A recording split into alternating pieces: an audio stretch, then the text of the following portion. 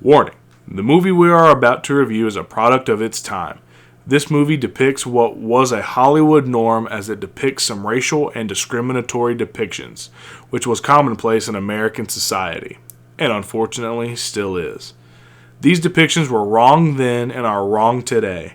While the content in this movie does not represent the views of Movie Juice Podcast, the film is being presented and reviewed as it was originally created, because to do so otherwise would be the same as claiming these prejudices and depictions never existed. Viewer discretion is advised.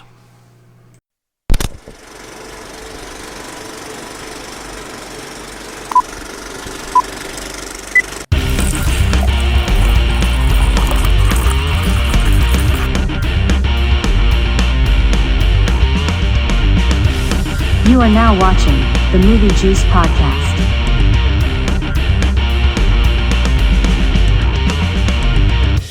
The juice is loose. Hello and welcome to another episode of the Movie Juice Podcast. I'm Dylan. I'm Kyle. And I'm James. Movie Juice! Movie Juice! Movie Juice! Juice the movie. Oh yeah! Hold me now. I'm 6 feet from the edge and I'm thinking, Maybe 6 feet. It's so far down. Anyway, this week, What's up, fuckers? we watched Tropic Thunder. Tropic Thunder. Alright, so, have you guys seen this movie before? Yes. Yeah. Would you guys recommend watching this movie? Yeah? I recommend it. It's a good comedy movie for sure. It's Agreed. fucking funny. It's a good comedy movie, and it makes fun of the industry very much. Yeah. Because they need to be made fun of. Yes, they do. Yeah, for the absurdity that they've done in the past years. Yeah. Yeah, It's a good social commentary. for Agreed. sure. I think so too. It has some good stars in it. You got Robert Downey Jr., you got Jack Black, Yep. and you have Ben Stiller. Oh yeah, it's very much an ensemble cast. For sure. You got Tom Cruise in it. Tom Cruise, Yeah. Matthew McConaughey. Matthew McConaughey. McConaughey. I tried to write that and I couldn't remember how to spell it. Oh, so I butchered it in one of these notes. So I just started calling him the Pecker. Yeah, I Pecker, only yeah. referred to him as the Pecker. The Pecker. Yeah, I definitely recommend seeing it. It's got some good laughs and some good action. Yeah, dude, like it's a fucking good movie. I would say it's a good movie. It's a good movie. It's also directed by Ben It's Stiller. also Stiller, directed by yep. Ben Stiller. All right, give us the fucking shit. the shit, big dog. Or you want me to do it this time? No, I got it pulled up. Oh, okay, I can pull it up. Put it in the shit. I'll just go fuck myself Okay. the long way. Okay. That was Yeah, always it an was DreamWorks Pictures makes this movie, which I kind of forgot about that. But it came out. It was released August 13th, 2008. And the budget for this movie was $92 million. And box office, it made $195.7 million. Shit. Hell yeah, that's pretty good. Yeah. It's good for a comedy, I would say. Oh, yeah. And this is like pre-Avengers movies making $1 billion fucking dollars. Well, Iron Man. It was right after Iron Man, though. Yeah. Yeah, So I mean, like, it was like right after the start of the MCU. Yeah. yeah. We forgot to mention Danny McBride's in this. Danny McBride is in this. Yeah. He's not a very big part though. No, I mean, well, he hadn't done Much of either. Eastbound and Down hadn't came out yet. That was the year after. It started in 2009. this was probably the first movie I ever saw him in. For sure, the first thing I had ever seen him. And then like Pineapple Express is what, the year after probably. yeah, I believe so. Oh, 09, yep. And Nick Nolte's in this fucking movie too. Yeah, right. You don't see him anywhere anymore. I don't know No. who that is. He's Four Leaf. Oh, that's Four Leaf. The actual Okay. four leaf. Yeah. All right, cool beans. So So the movie did well. yeah, it definitely did well. I mean, it doubled its budget, which is good for. I think that's good for like a comedy. What you say? Like, Well, also this was like when comedy movies were fucking. This is before the popping. death of comedy movies. Yeah. yeah, you're right, because there's still like you're still in like Will Ferrell's like a stretch Heyday. of big movies Yeah. and stuff. And Jack Black's still doing good here too. Adam Sandler. Yeah, Adam Jack. Sandler. I think splitting hairs like I always do, but I do think Adam Sandler's starting to fall off. Yeah. For sure. Because in my mind, Adam Sandler falls off, I guess, After Click, maybe? I think after Click, Good. but there's an argument for after the first Grown Ups. I think. I think the first Grown Ups is not bad. Because the first Right. Grown Ups isn't bad, yeah, for Right. sure. But Click is like his last really good movie for a long time. Yeah. I agree. You know? And Jack Black, he kind of just all over the place around this because he's done a couple rom-coms. He did King Kong. And a couple years after this, he's going to do Gulliver's Travels. That's going to tank. Oh I'm god. just keeping it a buck with you guys. I think nowadays, Jack Black sucks stupid hard. Yeah. He's played out. Yeah, he does the same thing every movie. He just kind of phones it in now because he doesn't really care at this point. Like, I see he's in that Minecraft movie, and I'm like, yeah, I definitely don't want to watch that now. Yeah. I didn't want to watch it before, but I really also don't want the to watch trailer it. just looks like shit. Fucking Jason Momoa. Momoa, yeah, Is he's it another Momoa one. or Mamoa? I think it's just Momoa. Whenever I see that Jason Momoa's in anything, don't want to watch it. Oh yeah. Like, and I'm not really the guy to like judge a movie like that. As But he's just not been in anything worth a damn. no, Yeah, like both even Aquaman sucked. even Aquaman fucking blows. The Justice League movie fucking blew. Yeah. I mean, there's really nothing that he's in that I'm like, fuck yeah, Jason Momoa. Sign me up, brother. Yeah, exactly. Yeah, exactly. Yeah. I Like, agree. I mean, there might. I cannot think of a movie. I can't either. I really can't. And like, I'm fucking trying. I don't know here. that Yeah. many movies he's in, if I'm being 100% with you. And then- I just know the ones that we just named. The only other person in the Minecraft movie I know is that one girl who was in Peacemaker. Peacemaker, Yeah. But Season yes. 2 should be coming out soon. It's coming out this year sometime. But Yeah, also, I'm like, excited when, for that. what was the last movie Ben Stiller was in? What was the last movie Before he was this? in? Or? I only know this because he was on Conan O'Brien's Now he's doing podcast. Severance. He did a movie called The Nutcracker, and it's like a feel-good Christmas movie. Interesting. Oh, okay. When did it come out? At the end of last year. Oh, we should look into it. It's on Didn't Hulu. hear about that at all. It's on Hulu. He But- directed it, I believe, too. That's Yeah. like Jack Black was in some fucking Christmas movie too, where he's like Krampus or something. Yeah. No, he's Santa. No, he's Satan, actually. Yeah, he's Because Satan. the whole plot of the movie is the kid goes to write a letter to Santa, but yeah, he misspells Santa. Oh, that's right. actually sounds kind of funny. Yeah, Yeah. it's on Paramount. That does sound I kinda saw funny, that. actually. Yeah. But But yeah, no, because Ben Stiller's been busy with He got Severance. he got The nominated show for on Apple TV. Okay. Jack really Black. Good. You should watch it. Jack Black got nominated for a Razzie for that movie. Really? So yeah. Poor guy. well, like I said, Jack Black kind of sucks now. He should pull a Halle Berry and show up and accept it. He probably will. that's for sure something he would do. Yeah. What was the last? I mean, I know like there's no point in doing this, but what about RDJ? What has he been in lately? Besides Oppenheimer, Oppenheimer, nothing. he was in that shitty Doolittle movie. Yeah, That, I was, remember that that. was before Oppenheimer. But that was also like that was a while back now. That Doolittle movie was like 6 years Yeah. ago. Didn't he win an Oscar for Oppenheimer. For yeah. Oppenheimer? For Best Supporting Actor. Or Oppenheimer was a good fucking movie. He deserved it. We should cover he's Oppenheimer coming. sometime. He's coming We should. back. He's coming back to the MCU. Yeah, Dr. Yeah, Doom. but that's just them being like desperate. Yeah, Yeah. I think. We'll see, because I'm sure we'll get a look at him at the end of Fantastic Four. Fantastic I Four. believe we'll probably get a tease of him, I think. Yeah. I mean, I would hope so. He's Yeah. fucking Doctor Doom. Exactly. You know, but But anyway, let's get into Tropic let's Thunder. get into the fucking Let's get movie. into- did we do the recommends? I think we Yeah, did. we did. Yeah, we did. I think we did that like first before you read off. Before the you came in things. with the shit. with the facts. With the facts. Anyway, so this movie So what are we opens. going to do now? We're gonna step up to the juicer. Yes, Hell sir. Yeah, let's go. The movie opens and it has a bunch of like opening credits, you know, like fake trailers for Yeah. the movie you're about to watch. Yep. And the first one is Al Pacino's booty sweat. Yep. I love that pussy. That's what Al Pacino says a lot. Yeah. So booty sweat, and then it shows the Scorcher trailer, which is Ben Stiller's character is Tug Speedman, Tug and this is Speedman, like his Scorch. franchise. Yeah. It's his Die Hard, basically. Yeah, Yeah. Scorcher 1, Scorcher 2, Scorcher 3, Scorcher 4, and Scorcher 5. It's fucking funny to me. He has because- like multiple kids along the way. Yeah. Yeah. Well, it's talking about how like the world melted over. Or, yeah, like it's like the world's on fire and nobody guessed that it would happen 4 more times. But then in Scorcher 6, it gets cold. Global meltdown. Global Global meltdown. And then it says, "Who left the fridge open?"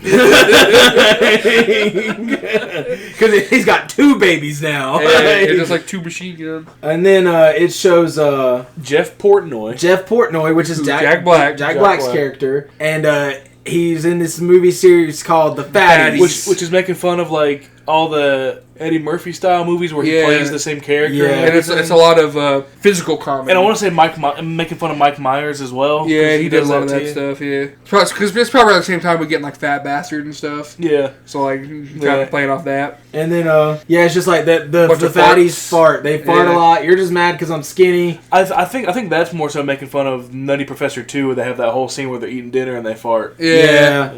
And then he says, like, one of his fat people say, in some countries, it's considered a compliment. And then that's the end of that trailer. Yeah. And then I just put, he is on heroin, LOL. Yeah. Which you find out later, but, No, he's on jelly beans. He's on, my jelly beans! My jelly beans! Fucking jelly beans! I told my mom I was watching this with her. I was like, bro, like Dylan does that impression perfectly. Fucking jelly beans. And then it's the next one, and it's Robert Downey Jr. and Tobey Maguire. Yeah, it's Kirk Lazarus. Kirk Lazarus. Yes, thank you. I only write him in my notes as Kirk instead of Lazarus. It's funny. I think I switched back and forth, but it's talking about how in this time frame to be different was to be condemned, and to be condemned was to die, and they're gay priests. Wait, what? With who though? Tobey Maguire. Tobey Maguire, ETV Movie Award Best Kisser. Yeah, Tobey Maguire. Tobey Maguire. And Kirk Lazarus has like 5 Oscars, I think is what they say. Yeah. And they're like holding hands and they're like messing with the beads like it's like his wiener. And they're pretending like they're gonna come. And this movie also won the Crying Monkey Award at the Beijing Film Festival. The Crying Monkey. And it's called Satan's Alley because I think that's a butthole joke. Yeah. And then at the end of that he says, "I've been a bad boy, Father." I love that Tobey Maguire would agree to do this like one little thing. It's just like, just as a joke to himself. And then you see DreamWorks. and Red Hour. Red Hour, which I Red think Hour. is Ben Stiller's company. It is, yep. And then it's like a text thing where it talks about Southeast Vietnam in 1969. These people get sent on a suicidal mission to a POW camp to save... I think it was like 6 soldiers. No, 10 men went, 4 came home, 3 Right. wrote a book, 2 got published, 1 got a movie. One became a movie. and this is the story of the men who attempted to make that movie. Title call. And then it's very much like a Vietnam War movie.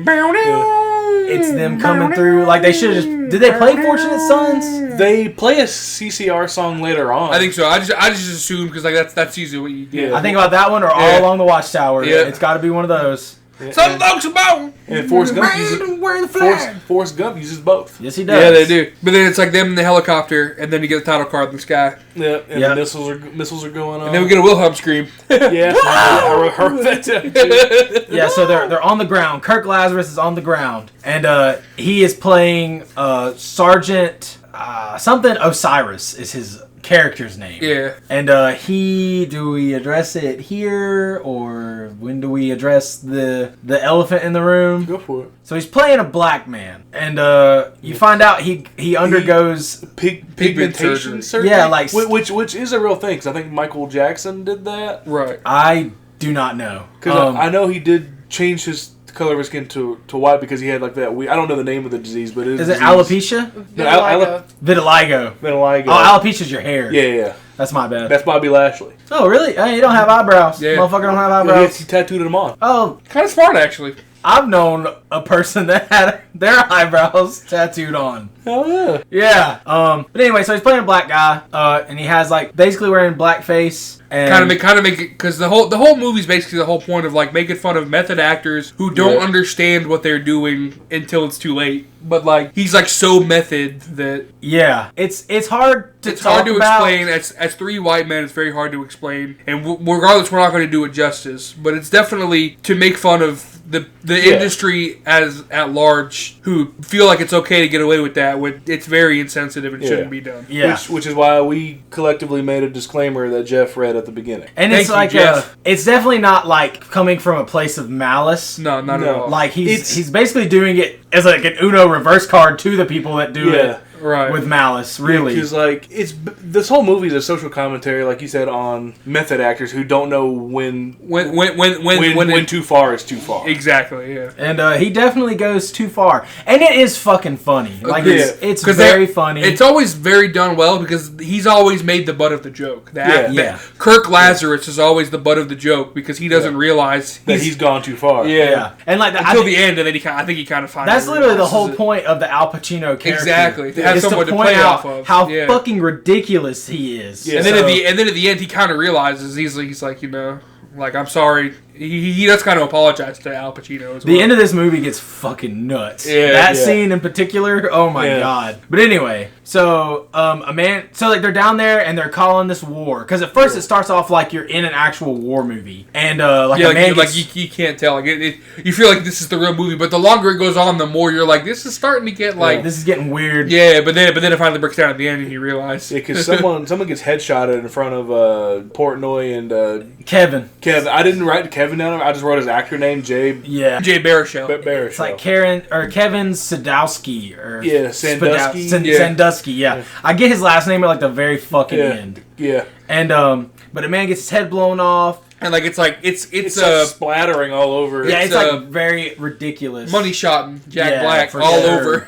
He's like, you gotta get us some boom boom now. That's what Jack Black's saying because that's like his character has like a weird accent. I think it's supposed to be like a New York style. So I was thinking it's more like Louisiana or something. That's kind of what that felt like, but it could be like I don't know. Because like I don't know. Yeah, it's hard to tell. But like he's definitely doing some sort of character, like I guess from somewhere in the U.S., like very specific. But and then, I couldn't pin it down. And then Kevin gets bayoneted. Yeah, his guts pour out everywhere, and he's like, "Oh, I think I can put him back in." And then they start talking about Four Leaf and how Four Leaf's not there yet, but they got to get the fuck out of there. Yeah. And then Four Leaf starts running towards the chopper because it's like this like slow. Oh God, here he comes! Yeah, because Kevin's he's like there he is. And then he starts getting shot up, the platoon shot, you know, like and he's like fucking laying there, and they're like, oh my god. And then should I call him Osiris or Lazarus? I guess Lazarus for the sake of not confusing the fuck out of everybody.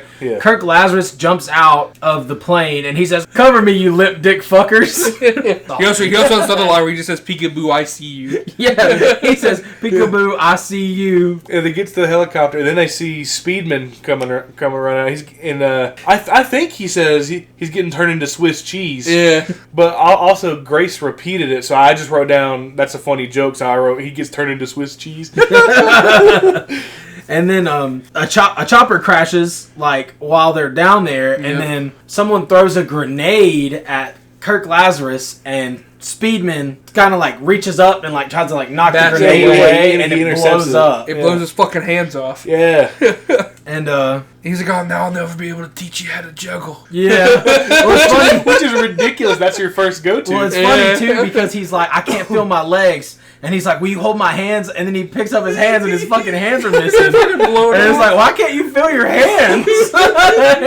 And then he says, "I can't teach you how to juggle." And Kirk starts crying his eyes out, but Tug can't cry. Yeah. It's like this whole running thing. And then this is whenever you find out, you see everyone in the background. You see the chopper and Jack Black dangling from it. And he's like, "Ah!" And he goes, "Oh, my ass hurts."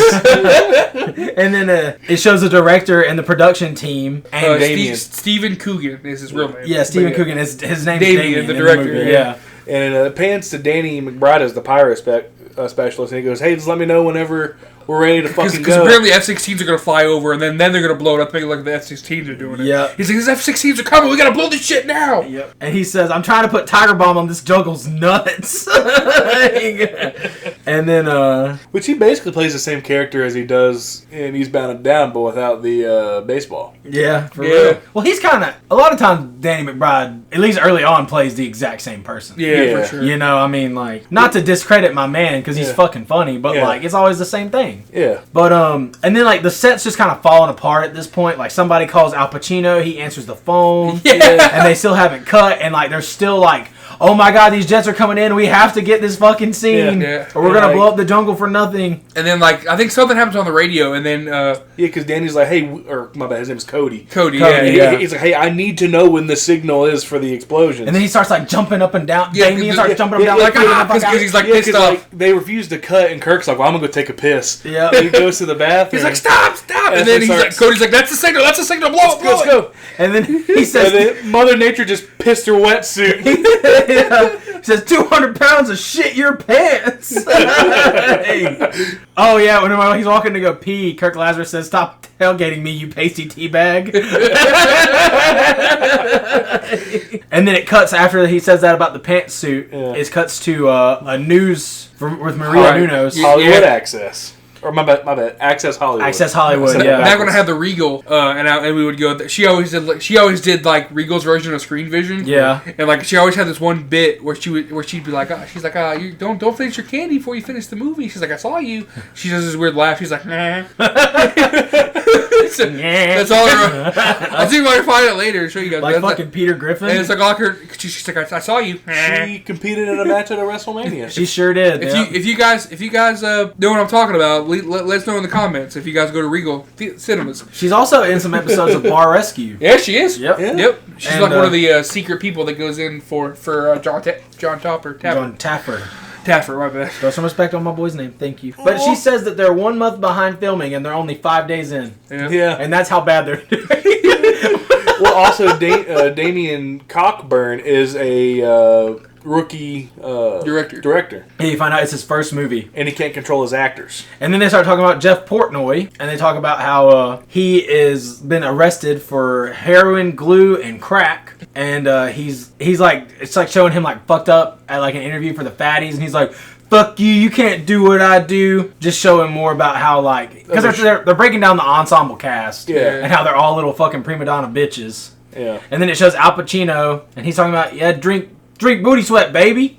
I don't know. That's his drink. Yeah, 'cause he's got like a bunch of he's got like his fingers in a bunch of different pies. He's like got that. He's got busting up bars. Yeah, busting. And then he does acting. I think he does some rapping too. I can't remember specifically, but like he does a lot of different he shit. loves the pussy. Remember? Yeah. And he also, you find out that he like sells clothes too because he can sew. Yeah. With And Lance. Then it kind of like pans out and you see Tug Speedman watching Access Hollywood. Yeah, and then like you realize, like it was like an in shot. Yeah, because it shows his Tyra Banks interview, and she's yeah. like talking about how like he's not getting anywhere. He's on the wrong side of 40, and he's alone. And she's like, someone really close to you once said, "You have one more flop, and it's over." And then he's just like, "Somebody said they were close to me." And somebody recently I think it was the Lions head coach did a press conference and someone he quoted it. He was like, somebody said they were close to me. That's funny. And then they talk about how he played in a movie called Simple Jack. Yep. Yeah. And how it was a box office disaster. Yeah. And then the Pecker calls him. Yep. And you find out that this is his agent, and the Pecker is Matthew McConaughey. Yep. And he's like, he gives him a pep talk about crying, and then he was like, "Hey, did they ever hook up your TiVo?" And he's like, "No, man, they didn't give me TiVo, but they got me like something similar." Yeah, and he also talks about how Tug is on Vanity Fair, the back of Vanity Fair, holding a panda. Yeah.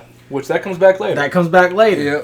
And he tells him how he sent him like a care package and it's got a bunch of magazines in it. Yeah, you like it? Yeah. An iPod and a satellite phone. Which is a lot of stuff that comes in handy later. Yep. Yeah, and he was like, Pecker asks him how the adoption's going, and he says, "At least you get to choose yours. I'm stuck with mine." Yeah. And I thought that was funny. Yeah. And he also, during that pep talk, he says that he's the kid on the playground with lice that nobody wants to be around. And he's like, "We got to shave your head and get you back on the monkey bars." And he's like, "What?" And then it hands to Bill Hader. I never wrote Bill Hader's character's name down. Yeah, same. I don't think they ever say it. Yeah, but he's walking with Damien to go to a crisis meeting with Les Grossman. Les Grossman and the director, Yeah, which is Tom Cruise. And he's talking about I almost said Tom Goodman, and I was like, that's not right. What? He's like, he's just throwing these words around like disaster and fire. And then they go with Damien Cockburn to the video call where they're having like a big conference. Yeah. And he's like, it's Tom Cruise. And he has massive hands. Massive fucking hands. Because that's the only way he would do this role is if he got to do that fat fucking hands. And he was like, "Hey, get that guy to go punch the director in the face." He's like, "What's your name?" He's like, "My name is." He's like, "Yeah, well, you punch him as hard as you can in the face." He's like, "I'm sorry, man." He walks up to him and he says, Sorry, man. Just knocks the He really does deck that motherfucker. His He's like, nose starts bleeding. yeah. And then he says, "This is your fault, you limey fuck. You shit the money bag, my friend." I also think it's funny he's drinking a Diet Coke because like I remember last year during Fall Guy that what's her face was like she was like a manager. She was always drinking Diet Coke. So I like that's like a little joke that like everyone in the business is like drinking Diet Coke. It's Krasinski's wife. I cannot. Emily Blunt. Yeah. That's her name. I was thinking of the other chick. Oh, Yeah, she's always sipping on like the giant fucking cups of Diet Coke. And he's like, well, I can't do anything with this movie because they're all fucking prima donnas and clowns. Yeah. And he's like, you know how you handle an actor? They whine about everything. You pull down their pants and spank their ass. And then he also says his fist is going to be so far up his shithole that every time he has a thought, he has to tiptoe around his wedding ring. Yeah. Well, he says that after Four Leaf like interrupts, and he's like, "We got to get fear into him. We got to take him into the jungle." See, I didn't write that note down because I couldn't hear. This is before I turned the subtitles on, so I couldn't hear what Four Leaf said. Like you got to teach him to be mean. But yeah, and then he says, "Who is that guy?" And he's like, "Oh, he's the guy that wrote the book." And then he says, "This nation owes you a huge debt. Now shut the fuck up and let me do my job." And then he says, "Look, Cockburn, from now on, my fist is going to be so far up your shithole that every time you have a fart, it's going to tiptoe past my wedding ring. Take control of them or we will shut you down." And then it cuts to Damien going to the beach, and there's fireworks. Yep. And Four Leaf's out there, and he says that he sleeps out there because beds give him nightmares. Yeah. This is what I wrote in my note. Four Leaf is the guy that wrote the book. And this is just whenever they're like, "Hey, we gotta take Cody and take the guys out there, and we gotta put him in the real shit." Yep. And shoot it guerrilla style. Take them off the fucking grid. Yeah. He's like, we'll litter the jungle with cameras, and we'll shoot this fucking thing for real. You gotta almost blow up the actors to scare them shitless. Yep. And then it cuts to the helicopter, and Damien's like, "You are no longer actors in a movie. You are 5 men in a helicopter with 3 other men." Because Cody is also with them. It's Cody, Four Leaf, and the director, and then everyone else. And Jeff, which is Jack Black's character. And he wants to know how long they're gonna be gone. He was like, "Cause I left my vitamins. My vitamins at the hotel." And they land in a field, and they all jump off, but they kick Jeff out because it's up too high. And Jeff's like complaining, and Damien slaps the shit out of him. Yeah. And calls him Fats. And he gave away the position. And I thought he's calling him Fats, like making fun of him. Yeah. But Fats is his actual character in the movie. Yeah. The movie within the movie. Tropic Thunder. Yeah, and he also was in the Fatties. Yes. He was in the Fatties 1 and 2. He was in the Fatties. And then he takes all their phones, and Kirk's like, "I don't have one. I'm completely method." They didn't have cell phones in 1969. Yeah. He's right, they didn't. They did not. And then like I like that's the only thing I can do is I can respect him when it comes to like he's still not too far yet, or I'm like, yeah, no, that makes sense. Like, yeah. And then he has already gone too far because look at it. I mean, yeah, that's true. That is true. But at least it's the one time I can agree with him. Like, yeah, no, that makes sense. Well, all the things he does is like legit, but it's just like, bro. Whenever they're watching Access, whenever Speedman's watching Access Hollywood, that's when they say that he went through the pigmentation surgery. Right. Because it was like right after they talk about Portnoy's drug abuse. They kind of talk about every actor except Kevin for some reason. Yeah. Well, I think he's like a new actor. Yeah. I'm just saying. Yeah. I just think it's funny. Like he's not like like a big thing yet. I guess I don't know. No, I get what you're saying. Yeah. But Tug keeps his satellite phone. Right. Yeah. He doesn't turn it in. That. Yeah, and Damien pours water all over it. Well, yeah, in their helmet. Yeah. And then he stomps on him too. And then he's like, "All right, we're gonna head north to the POW camp." And he gives the map and the scene list to Tug because he's Four Leaf. He's supposed to be like the sergeant, basically. Yeah. I wrote his name as Tug the entire time because Speedman was too much to type. I understand.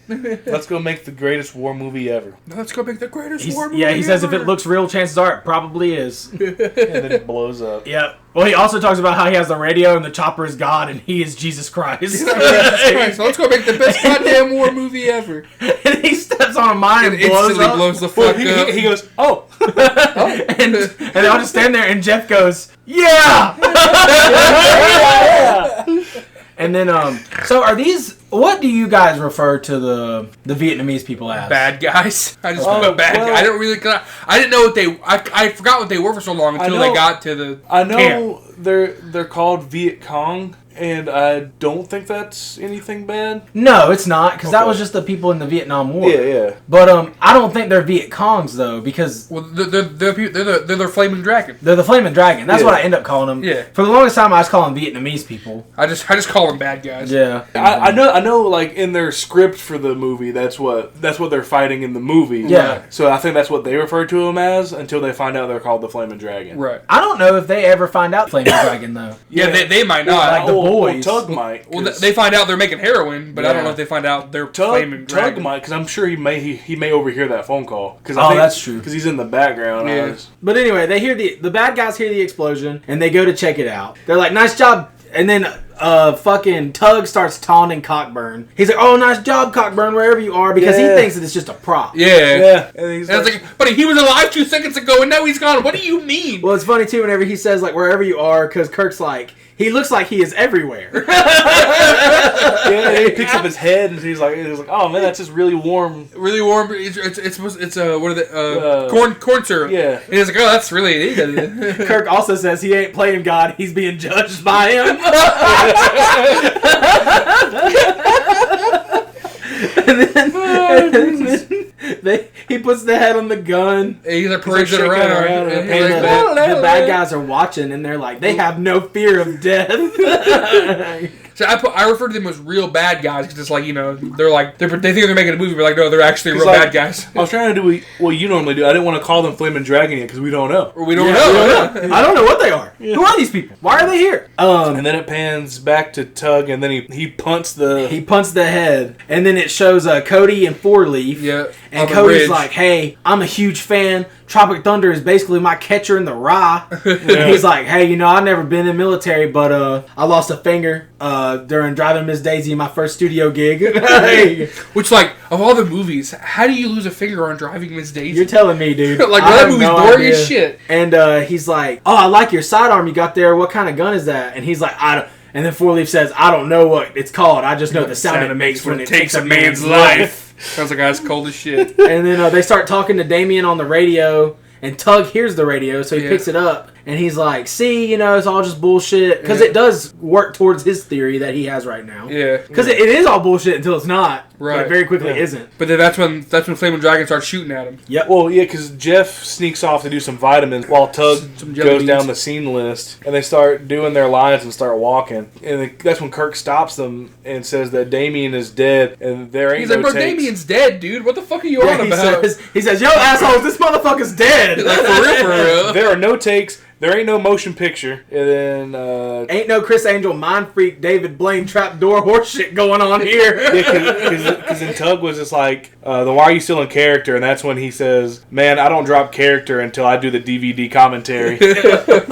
which is a hard fucking line. I think that, like, in the DVD commentary for Tropic Thunder, he is playing Kirk Lazarus, too. That is hilarious. Like, that's what I heard, and I should have looked it up. But I heard that a long time ago, because I've held on to that. Yeah. Which is pretty funny, like, if RDJ really did do that. And then the ambush starts, and Tug starts firing his blanks back into the trees. Yeah, and then he does some cool fucking rolls. How did the bad guys not shoot him? Yeah. I don't understand. Like, they're like stormtroopers, man. They can't hit shit. Yeah, but so they're doing that, and then while they're all firing, I think they're also like being careful too, because now they think it's real guns, so maybe they're trying to like the bad guys are trying to take cover. Yeah. So like maybe they're not getting shot as much. But anyway, so they hear Cody and Four Leaf hear the explosions, and they know it's time for go time. Yeah, because Kevin also says, "Hey man, this feels pretty real." And then what is it, Tug that throws a grenade? Yeah, Tug throws a grenade. And then, like, it's perfectly timed with Cody doing the explosion. And while he does the explosion, he just yells, "Big ass titties!" Yeah.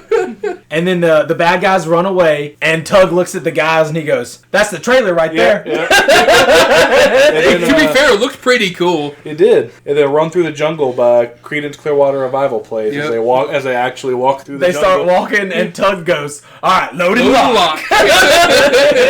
Leave me lock and load there, buddy. And then it pans back to Cody, and he goes, I think something's wrong with Damien. I can't reach him. He's fucking dead. And then while they're walking, Jeff sneaks away to do drugs. Jelly beans. And Kevin, he was like, "Ooh, jelly beans. Can I have some?" And he goes, "No, you can't have any fucking jelly beans."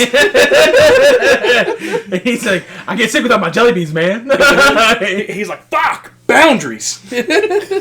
And then like they're still walking, and Tug does like his stupid little hand signs that don't mean shit. Yeah, and Alpa is just like, what the fuck? I'm like, bro, use your fucking words, dude. And then it cuts to just Tug and Kirk walking alone, and he's like, hey, didn't mean to show you up back there. And then this is that part, because they start talking about Simple Jack. Yeah. And Kirk Lazarus goes, yeah, you went all out for that one. Really swung for the fences. And he's like, yeah, I did the work. I watched a lot of special need people. Yeah, I have a note about it. And like I think them using the R word, and I wrote it like this. I think this is them using the R word is similar to Green Day using the F slur on American Idiot. It's not necessarily meant to offend, but to point out the absurdity in Hollywood and how certain actors and directors will go, how far they will go to achieve awards and success. Yeah, right. It's which they also point out very similar to Tom Hanks and Forrest Gump. Right. I definitely and how they're willing to and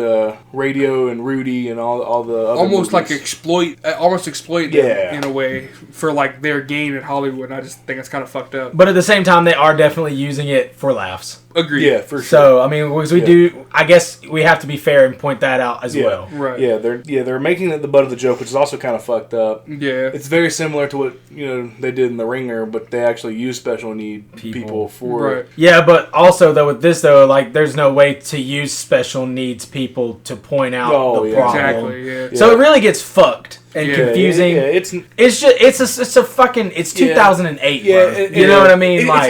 It's for sure a product of its time. For sure. Because now you could not do anything like this at all. Right. Yeah, which even Robert Downey Jr. has pointed out, and I don't remember who he's doing. It might be Rogan. He's on the Rogan. Yeah, and because Rogan's like, "Do you think you could do that movie again today?" And he's like, "You could. You could do it, but I don't think it'd go very far." Yeah. And Ben Stiller even talked about it recently on Conan O'Brien. Yeah, and he also retweet. He also like responded to some tweet too about how like he doesn't really take back anything from the movie, which I totally get, because like it's pointing out all the like shitty stuff that Hollywood has done to do, right? That they've done to get awards and shit. Yeah. And but he says, he spent time with them, observed them, and the redacted stuff they do. Yeah. And then Kirk Lazarus is like, observing is rudimentary. You got to dig deeper and diagram where the pain comes from, and then you have to live it. See, this is the part I have a problem with this part specifically, because basically Tug kind of says that he felt like he was a special needs person. Yeah. And I just feel like that's it's a little fucked up. Yeah, like he's like I got so into character that I felt it, and I'm like, buddy, you don't know what they're going through. And then he was like, it's really insensitive to say that. It almost felt like it was okay to be stupid or dumb, and then but then Kirk starts making fun of Tug himself. Yeah. And he's like, like an idiot. Exactly. A moron.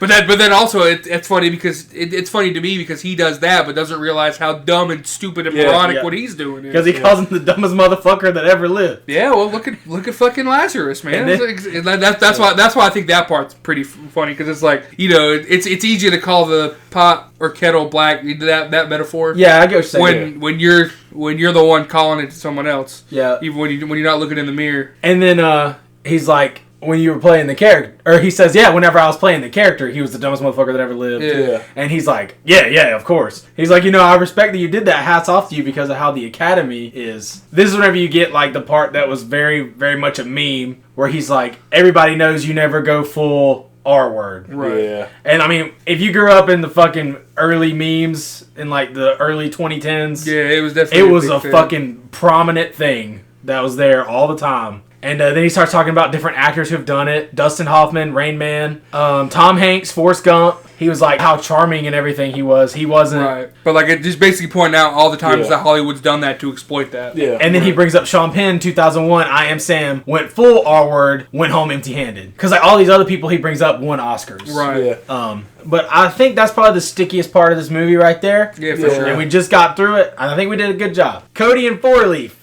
We get back to them, and they find Damien's dead body scattered all over the place. Yeah, they're like, oh shit. And Four Leaf's like, oh, good job, you blew up Cody. You blew him up, dummy. or Forley blames Cody. He's like, you blew him up. And then Forley starts to run away. And Cody grabs him and his hands fall off. He says, I almost blinded Jamie Lee Curtis on Freaky Friday. You can't do this to me. Yeah, that was funny too. And then he pulls off his arms. Or he pulls off his hands and starts freaking out. He's like, you have fucking hands? And then the bad guys show up. I love they did it multiple times in the movie where everyone else is like, bro, he's got hands. Later, Jeff is like, did you grow hands? Then it pans back to the guys, and Jeff's trying to sneak more, I put in quotation, jelly beans. Jelly beans. And a bat fucking swoops steals in, them. And he goes, that fucking bat stole my jelly beans! This is also when he says, I fucking hate movies. I hate movies. And I was like, shit, bro, I feel you sometimes. Sometimes. And then the bat takes the drugs, and he's like yelling at the bat like all throughout this whole scene. And Al Pacino's like, because he takes his jelly beans, he's yelling about jelly beans, and he's like, you can have a busted nut bar, man. Hey. No, I need jelly beans. And then this is whenever Kevin is peeing. Yeah, and then Kirk walks over there and pretends to pee. He was like, hey man, can you try to get the map for me so we can get out of here? Because you actually studied for the role. And he's like, you went to boot camp, right? Like, you know how to, because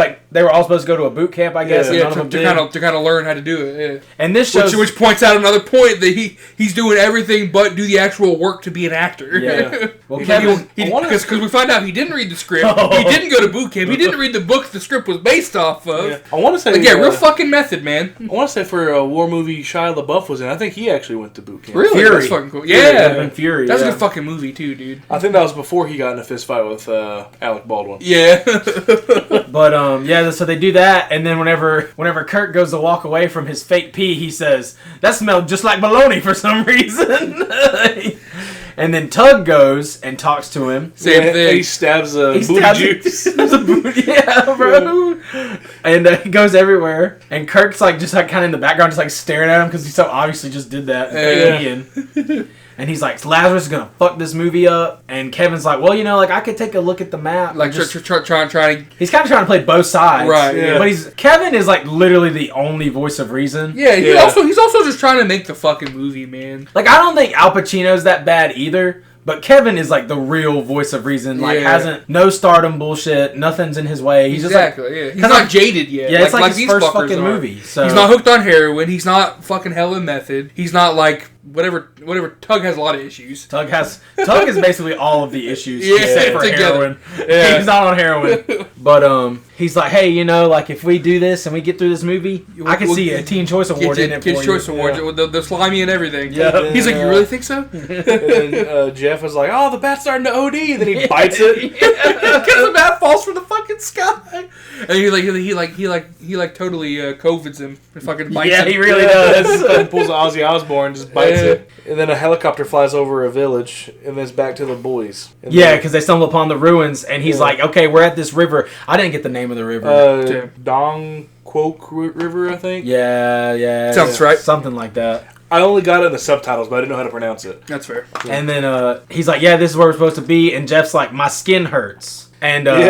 they're like trying to get the map from Tug. And Tug's like, I can't believe you people. And Kirk says, what do you mean, you people? And then Al Pacino. He's like, what do you mean, you people? I have two notes back to back that just say, what do you mean, you people? And Tug starts shooting his gun into the air, and he's like, let's go fight some Viet Congs, because that is exactly what he says. Yeah. And that's like, that's supposed to be who they're fighting in the movie. Yeah, and he's probably going based off the script. Right. For sure. And he has the scene lines in his pocket anyway. Yeah. And Al Pacino says, it's Viet Cong. It's already plural. Right. You wouldn't say Chinese's. Yeah. Right. And he is correct. You would not say that. You would not, yeah, no. And then Kirk comes up to Tug, and he's like talking to him about Rambo. Yeah, he starts complimenting him. He was like, you look like Rambo 2. Yeah. Not the pudgy Rambo from the first one. Yeah, he's like, y'all shredded up like Sylvester in Rambo 2. And then he steals the map from him, and he says, fuck you.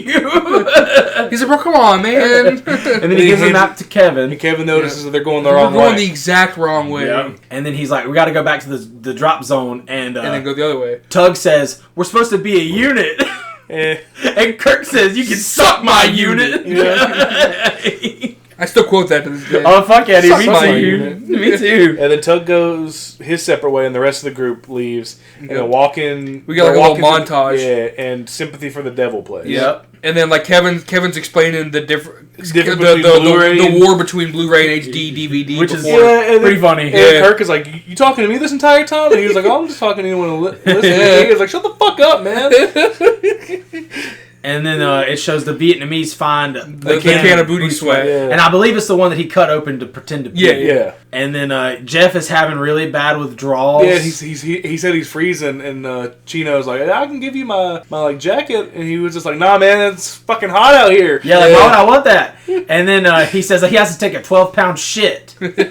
And then they're like, okay, well, we'll set up camp here, and Kirk... Because Kevin says, it'll be dark by the time we get over that ridge line, it won't matter. So and then Lazarus says, we'll camp here tonight. And then he starts he starts overdoing it. Yeah. Talking about what they're going to eat. Yeah, he starts... saying like collard greens. And I wrote, Kirk starts speaking in stereotypes, and Chino confronts him, reminding him that he is Australian. Exactly. Yeah, I wrote Al Pacino's taking it personal. You're Australian, be Australian, and I wrote understandable. he talks about throwing shrimp on the Barbie, and then like Lazarus starts to get offended. And I was like, yeah, exactly. Yep. Like that's what happens when you culturally appropriate someone else's culture. Yep. Yeah. And then he like you gets feel some type of way about it. He gets a little butthurt when Al Pacino walks away, and he says, "I get excited about my foods, man." And then it pans back to Tug, and it's dark and raining, and he hears a noise. Because he's watching Star Trek on his iPod. iPod. He's got his little fort with the bamboo. Yeah. He's watching Star Trek on his iPod that was in the care package. And there's something in the trees. And then like he starts stabbing, and then he like lightning flashes, and he realizes it's a panda. It's a fucking panda, and he has flashbacks to the photo shoot with the panda. And then it pans to the village, and they got Cody and Four Leaf tied up. This is when Four Leaf comes clean, and he was like, "Yeah, I was in the Coast Guard and never left the States. I was the cook."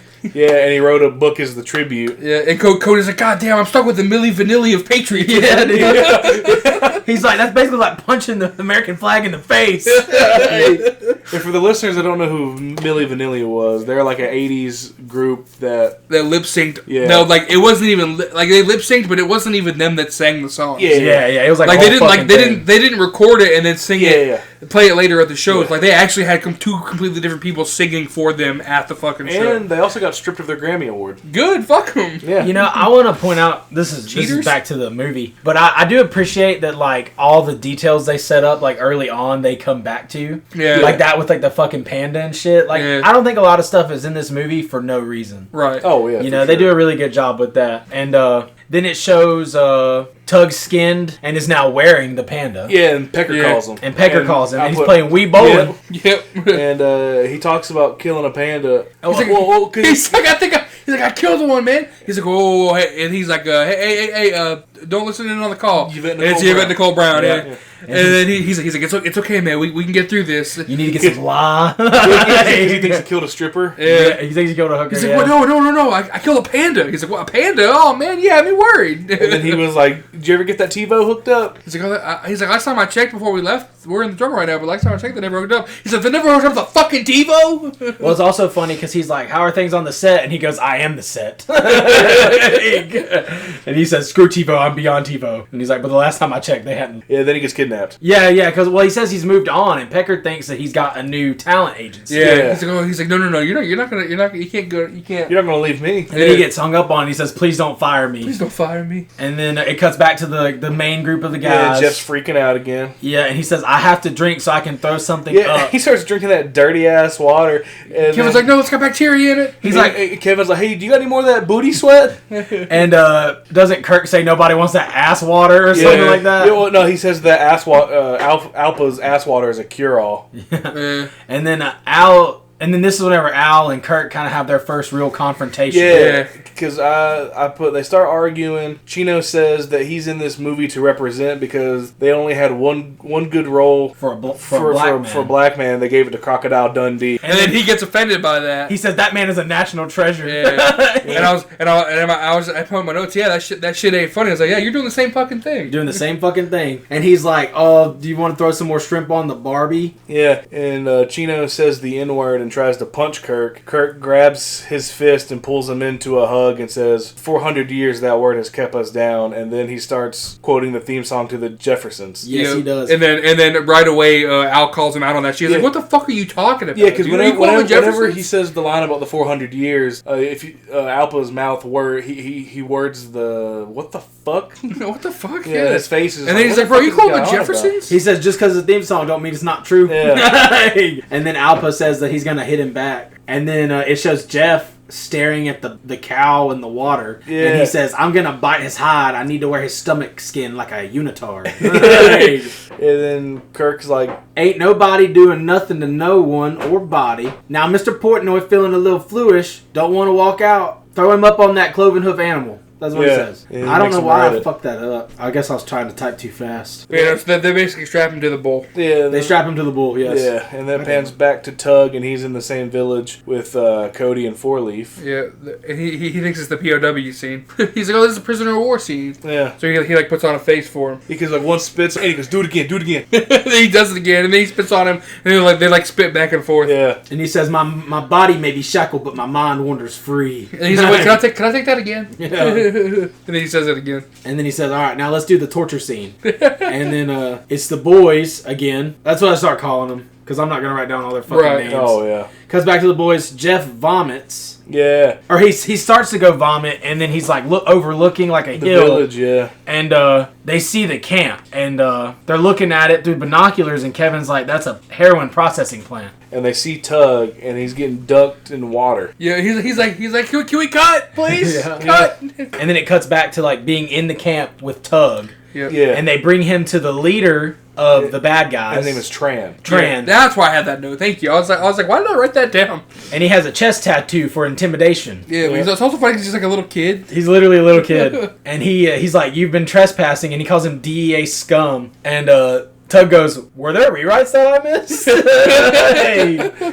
And then he burns him with like a cigar and starts beating him. Yeah. And then he accidentally does He actually does the Simple Jack stutter. Yeah. And then they're like, "Wait, say that again." And then he says it again normally. He's like, No, like you did a minute ago. They do it again. And then they realize that he plays Simple Jack. And they like, get excited Simple Jack. and they bow to him. Yeah, and then you're like, "What?" And then he pulls out a VHS copy of Simple Jack. He's like, "This is the only movie we have in the village, and we watch it every night." And one of the other guys says, "You should have won an Oscar." Yeah, and then he lights up like, "Oh, these people And like me." he was like, "Well, to be nominated," and they're like, "You were nominated?" and he was He's like, like, "No, but it would have been an honor. To be nominated Would have been an honor, yeah." And then they're like, "Shut up. We're going to hold you for ransom." And then It pans to Pecker Yep. showing up at Les Grossman's office. He's like, "Bro, my motherfucker's gonna get this goddamn TiVo if it's the last thing I do." He walks in there. He's like, "I need to see Grossman." And she's like, "Oh, do you have a meeting?" And he's like, "Yeah, he has a meeting with me." Yeah, he says he's in a meeting, and he's like, "Yeah, he's gonna be in a meeting in about 2 seconds with the Pecker." And then he walks in, and he's like, "What do you need, Peck?" And he's like, "More like, what do you need? Glasses?" And then he literally is wearing glasses. And he's like, "Listen, fuckstick, I'm incredibly busy, so you can get the fuck out of here before I break your dick off and jam it up your ass." And then Peck gets a call on the phone. Yeah, and it's Flaming Dragon. It's the Flaming Dragon, which is the name of the bad guys. Right now we've learned And he says, "Simple Jack belongs to us now." $50 million. $50 million, and we'll give him back. Yeah, and he's on speakerphone. Yeah. And Les... Let's like give the phone. Give me the phone. And I put Les takes the phone, cuts the greatest promo on Flaming Dragon. I put the whole thing. I also wrote the whole thing. I put, "Okay, Flaming Dragon, fuckface. First, take a big step back and literally fuck your own face." I don't know what kind of Pan-Pacific bullshit power play you're trying to pull here, but Asia Jack is my territory. So whatever you're thinking, you better think again. Otherwise, I'm going to head down there and I will rain down an ungodly fucking firestorm upon you. You're going to have to call the fucking United Nations and get a fucking binding resolution to keep me from fucking destroying you. I'm talking scorched earth, motherfucker. I will massacre you. I will fuck you up. And then the look on the face of the Flaming Dragon guy is just... He's like, He's pure fear. Scared Pikachu face. And then he just hangs up on him, and he looks at like his assistants, and he goes, "We did not negotiate with you." No, he says, "Will you find out who that is?" Yeah. And then it cuts to the Simple Jack play, and they make him wear another man's dentures, so it makes it look like he has the Simple Jack teeth. Yeah, that's and they tell him like, you got to perform or you're gonna die, because he says he can't remember it. Yeah, but apparently he does, because he thinks it's his magnum fucking opus. Yeah, that's what they think. But he's just an insensitive asshole. And that pans to the other guys planning to save Tug. I wrote down, I don't remember why he says it, but I wrote a quote from Kirk, and he says, "I'm just a little boy playing with his dick when he's nervous." Yeah. Well, because he's like, they're talking about like, how are they gonna attack this camp? He's cleaning a gun with no bullets, and he says, "I'm just like a little boy playing with his dick when he's nervous," because I guess the pistol is his dick. Oh, okay. And then Jeff's like, "All right, guys, I have an idea." Yeah, he just describes a whole soft porn movie he was in. He's like, called Sex Camp. I was in this movie called Sex Camp. It was a Skinamax flick from back in the late 90s. And he's like, in that movie, to get into the hot rich girls camp, we built a catapult made of underwear to shoot ourselves into the other girls camp.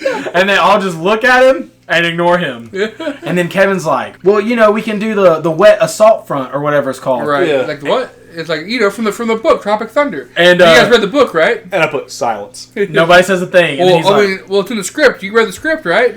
And then fucking Kirk Lazarus says, I don't read the script. The script reads me. And he was like, what are you getting at with the book script? Spit that shit out, man. And I put, I'm pretty sure you can see RDJ break character a little bit in his delivery, because like he goes from like a goofy face to just straight back to serious. And I was like, I'm pretty sure he's broke character. And he's like, well, two of us will disguise themselves to sneak in, and then while they're doing that and distracting everyone, the other two will sneak in under the water and like get them out. Yeah, and then it pans back to Les Griswold and Pecker. Flaming Dragon calls back, and they up the price to $100. They said you waited too long. Now it's $100,000. Also, I just wanted to mention that Tug Speedman's name in the Pecker's phone is Tugger Nuts. Yeah, so they're Pecker and the Tugger Nuts. Yeah. And then he says he's asking for $100 million. He's like, "How about I send you a hobo's dick cheese? The hobo's dick cheese, and then you kill him. Do your thing. Skin the fucking bastard. Go to town. Go fuck yourself." And then he says, "In the meantime, as usual, go fuck yourself." We don't negotiate with terrorists. And then the room claps. And then you just kind of find out, like he's some fucking. Becker's like, they're gonna kill him. Nobody cares that Tug is gonna die. Yeah. And he's like, we will mourn for him in the press. We're gonna set up a scholarship in his name, and then way down the line, we'll file an insurance claim. And Bill Hader's like, we should probably do that sometime in the fiscal year. Yeah. We'll file an insurance claim and make more than what the movie was worth. So we'll take your losses. The universe is talking to us. You just gotta listen. And then he plays low bottom jeans. And they also mention that Speedman is a dying star, so this was inevitable anyway. Yeah. And then they play Apple Bottom Jeans, and he says, "Welcome to the goodie room." Welcome to the goodie room. He says, "This is the good part, Pecker. This is when the job gets fun. Asking you shall receive. You play ball, we play ball. I know you want the goodies. Welcome to the goodie room. You're paying attention because I'm talking G5 for the Pecker. No more frequent flyer bitch miles for my boy. Oh yeah, playa, big dick playa. Swinging past your knees. Well, big dick playa." And then he's like, or go unconscious and in the next 5 minutes and get out of here. And then he's like, you want my best friend to die? And client of 15 years. For money? Money in a G5 jet? Yes. Playa. A G5 airplane? And he says, yes. And lots of money. Playa. I put low continues. I put smack it up, flip it, rub it down. Oh. Bill Hader is fucking hilarious in this movie. Agreed. He's the funniest yes-ander you've ever seen. Yeah. That's such a good way to put it. Yeah. Smack it up, flip it, rub it down. Oh, you've said that for forever. And then it cuts back to it shows that they're still doing the play, and Kirk is kind of being nice about Tug's performance. Yeah, to Chino. He says that he's eased up the throttle now, and yeah, the audience almost can like connect. he took to heart what Lazarus was saying about finding a sweet spot, basically. And then this is whenever Al Pacino tags him back, he smacks the shit out of him. He's like, I told you I'd get you back. And Kirk apologizes for being caught up and being a dumbass. And he's like, are we cool? He's like, well, then why are you still pretending? And he's like, you're confused. And he says, I am a little confused. And he says, but are we cool? And Al Pacino says, not really. And then you find out that Jeff has decided that he wants to abandon the plan. Yeah. Because he's afraid that once he gets in there, he's not going to be able to stop himself from doing heroin. He's going to do all the drugs and die. And he's like, you got to strap me to a tree, and anything I fucking say is a lie. Do not listen to me. I will tell you that I'm good now and I am over it, but I will not be. So they do just that. They tie him to a fucking tree. And then it pans back to Tug. And he finishes up what he says. He talks about... that's one For What It Worth plays. When I go to bed in my head movies. Yep. But this head movie makes my eyes rain. That's what he says. Yep. Yeah. That's all I'm going to say about that. But the crowd goes crazy. They love it. And then he gets a son. Yep. Yeah. And they beat the shit out of him. Yeah. And then this is where you find out Al Pacino can sew also. Well, that. because he receives a gift from that child. And it's a stick man, Oscar. Yeah, and he says, I'm going to call you Half Squat, and you can call me Papa. And then it's like another little montage, I think, because it pans to Pecker, like standing and staring out a window. He's looking at a picture of him and Tug in the G5 Owner magazine. Yep. Yeah. Who's he going to choose, you know? And then the it pans G5 back. and a lot of money or his friend? Then it pans back, and they have Jeff tied to a tree. And they're all just kind of stargazing, and they start talking. Yeah. And Jeff's like, don't ignore me. And then Kevin asks Kirk if he is still dating Jennifer Love Hewitt. And he's like, no, I never did. That's just something that the... I think before that, Jeff asks Kevin to untie him, and Kevin says, you're just going to have to tough it out. And he goes, your mother is a cankerous whore! And he goes, hey, you remember that part where I called you your mom a cankerous whore? I'm sorry, man. I didn't mean it. And then they're talking about their relationships. Because he starts asking about Jennifer Love Hewitt. Yeah. And then asks if Kirk was still dating her. He's like, oh no, that was just like a rumor. Yeah, they're talking about how Kevin like gets no pussy. Basically, like he has no girls on him. Yeah, and then they talk about how Al Pacino definitely be getting bitches. Yeah. He's like, yeah, because he's like, I love the pussy. And then... but he's asking Alpa if he has anybody. Like, wait, and he was like, yeah, Lance. He's like, yeah, you got pussy, but like, yeah, like anybody like you care about. He's like, Lance. He's like, Lance. And he's like... Did you say Lance? Did you say Lance? No, I said Nance. He says, listen here, Lance. What the fuck did I just hear, Lance? And he says, no, I said Nance. Al Pacino loves the pussy. And then he says, when you wrote I love the pussy, were you thinking of dangling the dices on Lance's forehead? Yeah. And then Jeff says, Alpa, if you come over here and untie me, I will literally suck your dick right now. I'll cradle the balls, stroke the shaft, work the shaft, work the pipe, and swallow the gravy. Get it over here, buddy. Let's do this. I just put my notes. I put Al Pacino not living his truth. Kirk is also like, hey man, it's cool. It's Hollywood. Everyone's gay once in a while. And that's literally at least 4 or 5 letterbox reviews I read were just that quote. Yeah. Everyone's gay once in a while. Me I was too. like, goddamn. And then after he offers to suck Al Pacino's cock, it cuts to the next day. Because I'll go to sleep. Like, I'm going to bed. Fuck you. And Kirk and Jeff are undercover. And in, I guess, Vietnamese... No. Wait, okay, finish what your thought was. Okay, I was going to get the quote where Kirk says, observe God's mistake. Oh, okay, so he says... So that he asks, there's like a small scene where he's like, how are you going to convince them? And he's like, well, I think they're speaking Mandarin. Oh, okay. And I learned Mandarin working in a Beijing textile factory for 8 months. Okay. Yeah, and then they walk by a chopper and he's like, oh, that's our way out of here, which sets up the end. And then they approach the guards and he says he found the foreign devil and he calls him God's mistake. And he talks about how he found him in his rice paddy. Kirk kind of starts fucking up like immediately. He's very not good at this. Yeah. And the guys are able to sneak in. And Alpa gets into a room and finds Four Leaf and Cody. And this is when he's like, like, oh, well, it's like, oh, we didn't know you guys were here. he's like, he's got hands. You got hands? And they're like, well, he killed Cody, and he's like, no. He killed the Four director. Leaf says Cody he set up an killed old Damien. landmine. Yeah. And he's like, oh, thank God I'm off the hook. Yeah. And then Cody says that he has enough stuff there to light this place up like it's the 4th of fucking July. Yeah. And then it cuts back to outside with Kirk and Jeff, and Kirk keeps fucking talking, and he says that he's going to go back to his poppy field now. And the kid catches on. He's like, hey, you said rice paddy earlier. Are you a rice farmer? Are you a poppy farmer? What's going on here, man? And then he starts asking him, where is his farm? But he's talking to him in English now. Yeah, where's your farm? Yeah. And then he's like, where's your farm? He's like, American scum. And I also liked how he, I don't know if y'all caught this, but Kirk says farm with his Australian voice. Really? Yeah, he says farm, like an Australian. And I was like, oh, that's kind of cool. Like, is he scared? What the fuck? Yeah. And then he thinks real fast and he goes, here's my motherfucking farm! I'm a lead farmer, motherfucker. Cool fucking line. Which, that is James' fantasy football team's name. And it has been for a very long time. That's what that is? Yeah. How the fuck did I never notice that? I don't know. That's back when ESPN would let you put profanity in. That's why I haven't changed it, because I can't. Right. I have to have... If you change it now, you're screwed. Yeah. That's why I haven't changed the league name from Carmike Dick Kickers. And I never that's will. cool shit. I'm a lead farmer motherfucker is one of the hardest lines in a movie ever. He really is. I am a farmer, a lead farmer. And then Jeff grabs the leader and he says, "Nobody move or I do the little guy." And everybody's looking at him and he goes, "Show me where the drugs are." And he picks him up and runs off with him. He's like, "I'm sorry, don't touch me." And then they go inside and there's like a little old lady and he's like, "Take your clothes off." And then he tries to squeeze into the fucking clothes. Yeah, that's when Tran attacks him. Yeah. And then He they start looking for... Sorry, go ahead. Oh, he fucking tackles Tran. Like, because like they get into this big fight and then like they run at each other. Then he fucking like tackles the shit out of him. They go through the fucking floor. Yeah. And he lands on him. Like, bro, that kid is dead. That probably would have killed that child. Yeah, that kid is fucking dead.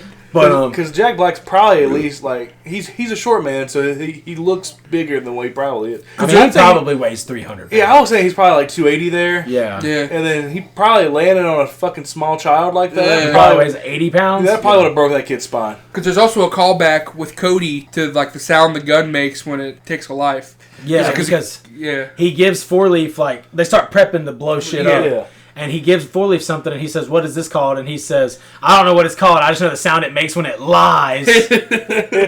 And then the boys are looking, and Kirk finds him. And he's like, "Roll your shit up, man. We're going home." And he's like, "I need it. There's nothing back for me there." He says, "Home? I'm doing 5 shows a day to a standing room only crowd. Don't you get it? I already am home." And then Half Squat is like in the background, like doing some weird dance the whole time, too. Yeah. And then he's also, like, Jeff knocks 2 guys out with heroin. Yeah, that's what I was saying, because that's what I was talking about. And before that, like, he's like looking at the heroin, and Kevin's like, "Bro, come on, man, we gotta get out of here." He's like, "I can't do it, man." Yeah, he just fucking takes 2 fistfuls of heroin and rubs it in their faces. And then those 2 guys show up, and he does that. Yeah, because he was like, "We have at least 16 hours before they wake up." He said, "We have 16 hours before they wake up. Let's go." It's a long fucking time, man. Well, he knocks him out with heroin because they make him mad because he's talking about how it doesn't matter. Because he's about to do the drugs, and Kevin finds Jeff. Yeah. And he's like, "It doesn't matter what I do. All people do is laugh at my farts anyway. Nobody respects me." Right. And then the guards come in and he scared farts. Yeah. And they laugh. And then they laugh, and he's like, and then they sound the alarm. Yep. And then Cody tells Four Leaf to get everyone to go to the chopper. Yeah, and Four Leaf pulls out a goddamn flamethrower. Well, also though, Kevin goes to find Kirk and Tug now. He's like, "What the fuck are you guys doing?" And he says he's on tilt status. Something that happened to me when I played Neil Armstrong in Moonshot. They found me in an alley in Burbank trying to re-enter the Earth's atmosphere in an old refrigerator box. And then Four Leaf gets his fucking flamethrower. Yeah. And this is the part. Like, this is my favorite part of this movie. Yeah. They're talking to Tug, and he's like, "Tug, I don't know who you are." And he says, "Me?" Oh, no, okay. So Tug's like, "Who? I don't know who you are." And Kirk's like, "Me? I know who I am. I'm a dude playing a dude disguised as another dude. You a dude that don't know what dude he is." And then Tug says, "Or are you a dude who has no idea what dude he is and claims to know what dude he is by playing other dudes?" Exactly. And then he says, "I don't know. I know what dude I am." And Tug says, "You're scared." And he says, "I ain't scared. Scared of what?" That's what Kirk says back. And he says, "Scared of who?" And he says, "Scared of who?" Tug whispers, "Scared of you." And then he looks at himself in the mirror and freaks the fuck out. Yeah. It's hard to, like, just say what they talking about. Yeah. You know, like... And Kirk, he finally breaks character and he takes his wig off. And he takes the wig off and the fake beard. He takes out his eye contacts. Yeah. He says, "He's right, you know, I'm not Sergeant Lincoln Osiris." And he rips off his wig. And then he changes his accent to an Irish accent. And he says, "Nor my father O'Malley." Yeah, which is from the Satan's Alley movie.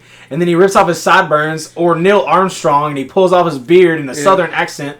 And then he takes out his contacts to reveal very blue eyes. Yeah. And he says, "I think I might be nobody." And Kevin goes, "The insecurity level of you guys is ridiculous." But we gotta fucking go. And he's like, "Guys, y'all don't understand. Like, Kirk, you're the reason why I want to be an actor." Right. Like, yeah.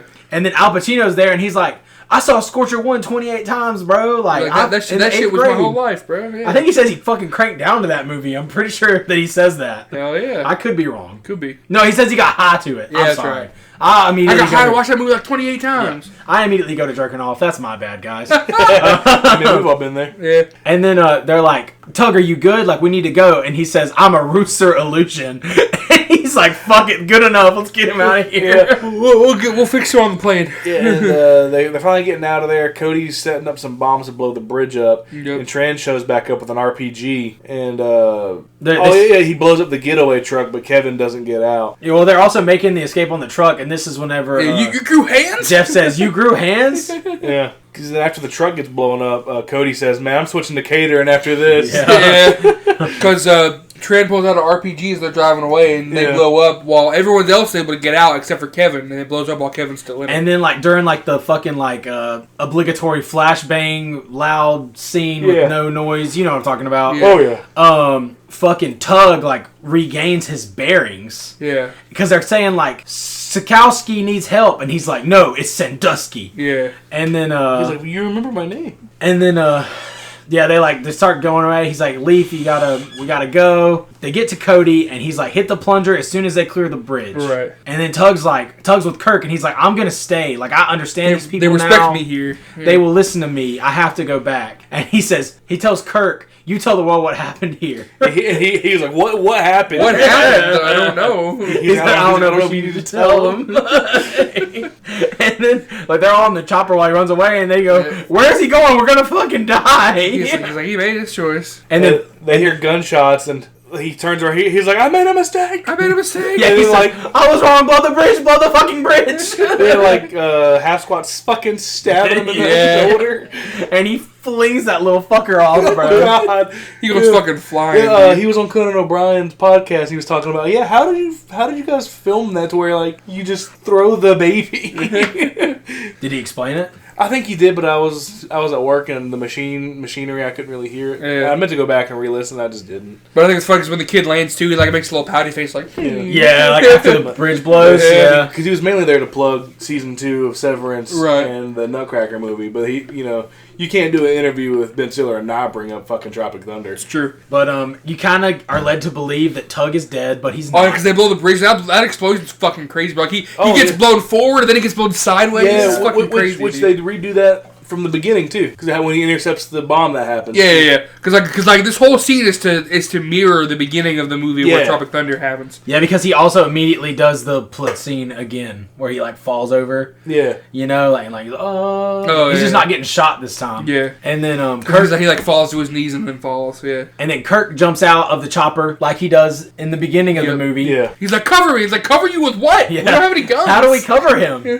And then he goes and gets him, and he's like, can't feel my legs. I'm cold. I can't feel my legs. And he's like, they're in a puddle. You're in a puddle, mate. And he's like, you guys came back for me. And he's like, of course we did. Of course we did. You're our friend. My brother. And then both start crying. Yeah, he says, I know who you are. He's like, there's a tear. You did it. You're my brother. He's like, I did it. I'm crying. And he says, yeah, that's what alkaloids are made of. And then Tran has another rocket. Yeah. And they get ready. He gets him back to the chopper like in the actual movie. And he shoots it, and then Pecker shows up and just throws the TiVo. He's like, I got the TiVo. He's like, I got it. My friend wants the TiVo. My friend gets the TiVo. and then he sees it. He's like, oh shit. And then like Tran shoots the RPG, and then he throws the TiVo up in the air and saves the day. The chopper's like, they like veer off because Cody's like, oh shit. And then Pecker turns stupid fucking fast through the forest. Yeah. Oh yeah. Like I swear they speed up his running. I wonder if like they go back down to get him or like. Nah, bro. It shows him. Okay. Okay. Like in the end, when there's playing Get Back. Yeah. There's like a little scene of Pecker in the in his G5 with his fucking doofus son. Okay. Yeah, that is true. Yeah, that's true. Yeah. So I guess he just took his G5 there and fucking left in it. I don't know where the fuck he would have landed. I guess I don't know. There's probably an airport near where they did the thing. That's true. Yeah. It's okay. Because like after they blow up the TiVo, there's a close up on Tug's face, and then it pans out, and they're at the Oscars. And they're at the Oscars. Yep. And Kirk is getting ready to award the Oscar for Best Actor. Yep. And you see that Tug was nominated, which is nice. Right. And then he won it. And you find out the movie was called Tropic Blunder, the true story behind the making of the most expensive fake true war story ever. What a title. And then it pans to Bill Hader and Les Grossman. And they say 8 Oscars, $400 million, and you saved Tug Speedman's career. I also wanted to mention that it shows Kevin in the audience, and he's dating Jennifer Love Hewitt now. And then also Alpa, we find out that the Lance he was talking about was Lance fucking Bass.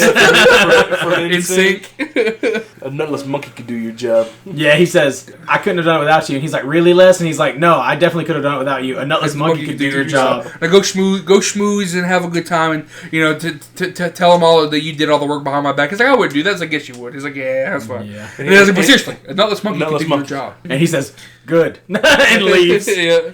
And then Les puts his glasses on, Plays Get Back by Ludacris. and starts dancing, and roll credits. Banger of a fucking song. Agreed.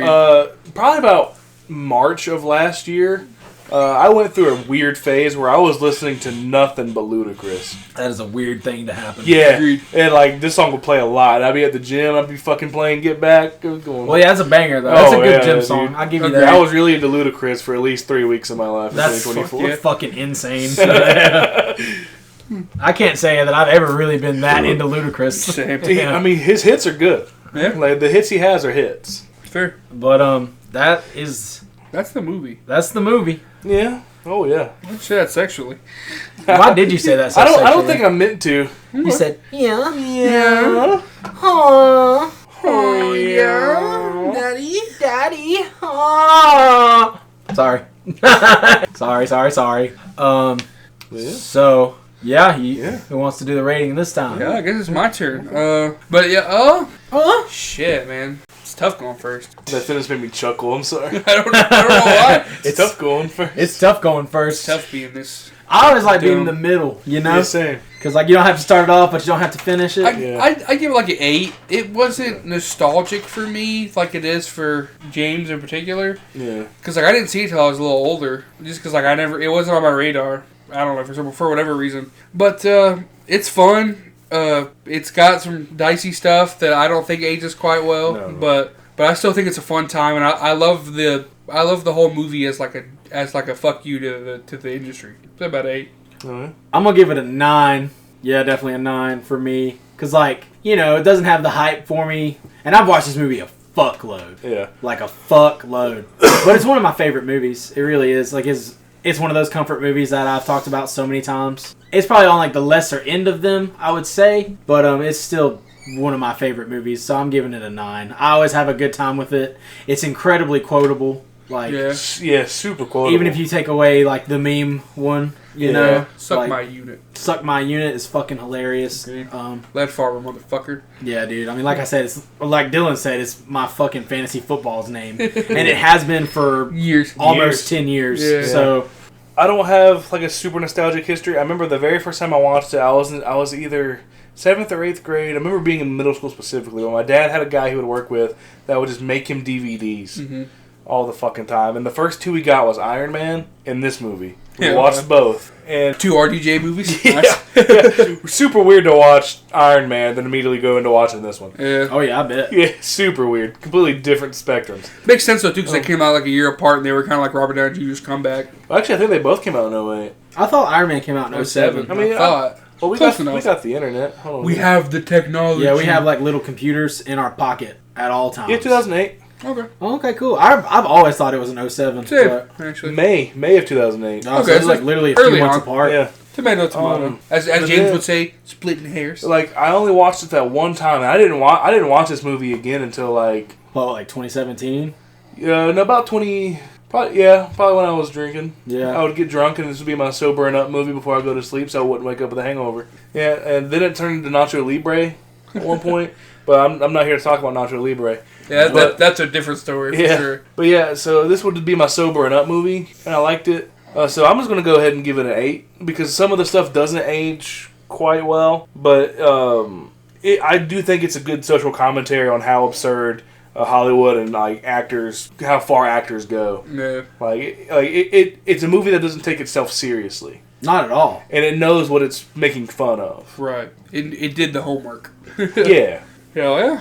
All right. well, yeah, I that's think we been, juice that shit. hell yeah. Well, that's been another Movie Juiced. New episodes drop every Thursday morning. You can follow us on Facebook at Movie Juice, Instagram and Twitter at Movie Juice Pod. We got that coming soon website at www.moviejuicepod.com. If you have any suggestions for a logo, send them in and we'll look at them. And if we like it and decide to use it as our logo, we'll send you some monies. If you have thoughts on any of the movies we've already done, let us know. You can put them in the comments or you can email them. Same with the logos. You can email those to us at moviejuicepod@gmail.com. Or if you have any recommendations for any movies you want to see us do, or if you just want to send a nice review for our pod, send that in. Once again, that email is moviejuicepod@gmail.com. Write in. We would love to hear from you. All links can be found on our link tree. We are on Spotify, Apple, iHeartRadio, Amazon Music, and YouTube. You can follow us all individually on Twitter. Our handles are in the description below. We'll be back next week with the new movie, The Monkey, from the director of Longlegs, Osgood Perkins. As always, I've been Dylan. I've been Kyle. And I've been James. And for one last time, this has been The Juice.